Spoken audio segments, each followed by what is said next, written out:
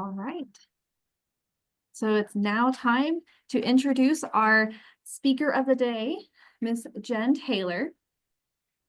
Being a leader doesn't always mean being front and center. Jenn will share with us more about leading from the middle and what that looks like. So, fellow Toastmasters, please help me welcome Ms. Jenn Taylor, speaking Leading from the Middle of the Pack. Leading from the middle of the pack, Ms. Jenn Taylor.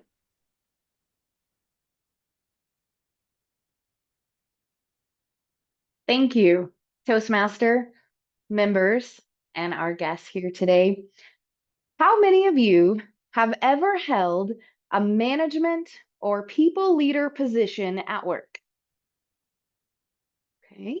How many of you have been an officer leader in Toastmasters on a committee or other organization? Okay. Now, how many of you have never held any management or people leader position ever? Okay. Well, today I'm here to share with you about leadership. In my current role, I work on a team of 22 people. I have a great manager and upline as well. And in the past, I have served as a manager and a people leader. But right now, I find myself looking for opportunities to lead from the middle of this pack of 22, as it were. And more than that, more broadly, how do I lead across the enterprise with my colleagues, other departments I interact with when we're working on resolving issues, matters, and questions? If you're waiting on a title, a role, or a position to make you a leader, you may try asking yourself, how do I lead from where I'm at? You can read Stephen Covey's 7 Habits of Highly Effective People or John C. Maxwell's Developing the Leader Within You, and you will quickly find that leadership is not a title. It's an attitude. It's influence. It's caring about people, listening to them, empowering them, and appreciating them. Both books define leadership in the most simplest of terms. To be a leader is to have followers. There are many people with leadership titles whom others do not follow, and people without such titles that do have followers. On my own team, what does it look like to lead from the middle?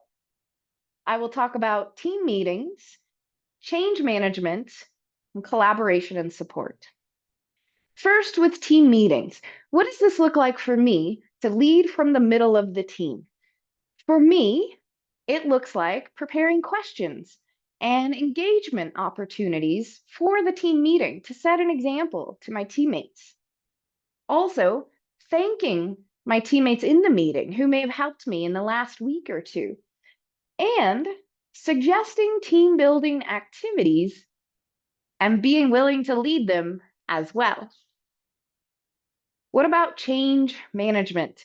Our company, in fact, not just my team, had a recent back to office initiative. Yay! My team had a recent fee review project, followed up by a fee audit, and then another proactive outreach project.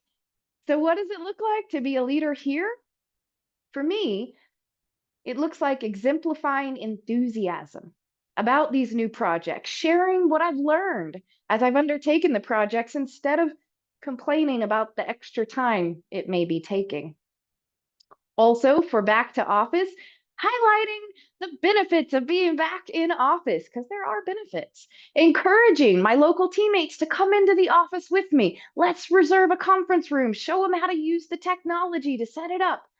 And also showing our colleagues who are in Houston, who are actually required to be in the office, because those of us in Amarillo, where I'm located, are not technically yet required, but we want to show our teammates, we stand in solidarity with you. We're in this together. We're a team. Maybe unconventional, but that can be leadership. What about collaboration and support? It means not just providing, assisting, helping, giving support to your teammates, but also asking for help. It's a two-way street. And covering for others when they're out on PTO and their normal backup may not be available.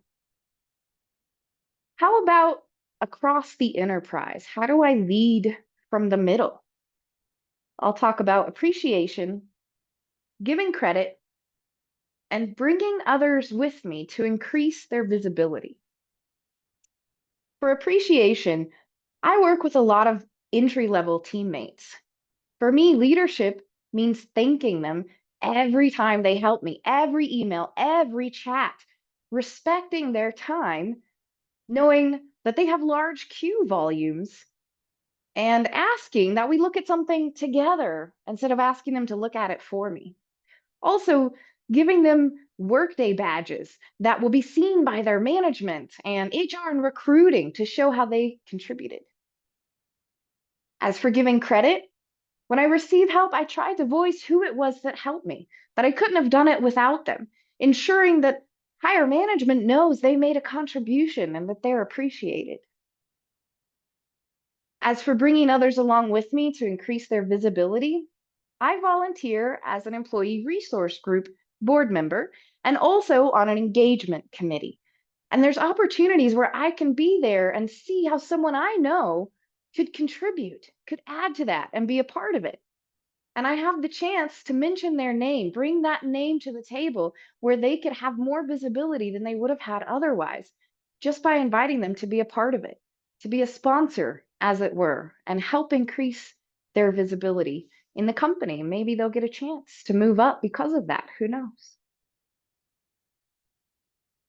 I challenge you today not just to look at your leadership style, look at your followers or your ability to have followers, regardless of any title or position bestowed upon you.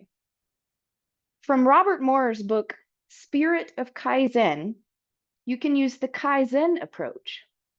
What is the very smallest step you could take today to grow, to improve, and to influence? Embrace the leader within you and wield it for good. I leave you with a quote from John Quincy Adams.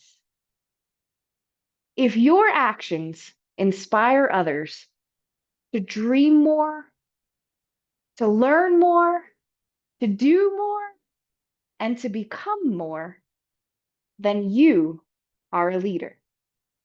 Thank you, Toastmaster.